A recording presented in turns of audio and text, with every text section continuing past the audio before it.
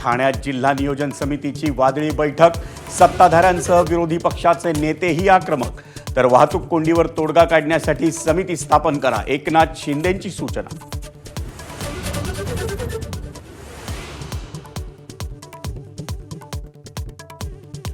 ठाण्याच्या डीपीडीसी बैठकीत एकनाथ शिंदेंचा मोठा निर्णय, संकेत घरत यांची ठाणे महापालिकेच्या पाणीपुरवठा योजनेच्या सरकारी संस्थेच्या व्यवस्थापकीय संचालक पदावरून उचलबांगडी.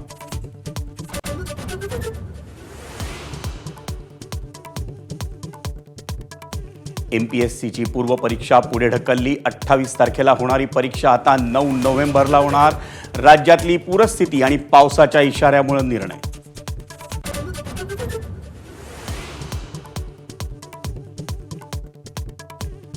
मुंबई अहमदाबाद बुलेट ट्रेन नवी मुंबईतल्या आंतरराष्ट्रीय विमानतळालाही जोडणार, प्रस्ताव रेल्वे बोर्डाकडे सादर झाल्याची सूत्रांची माहिती.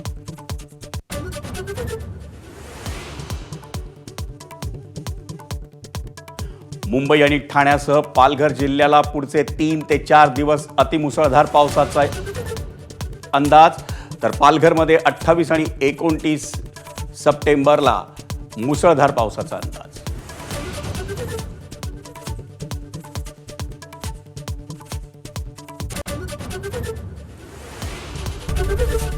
एबीपी माझा, उघडा डोळे बघा नीट.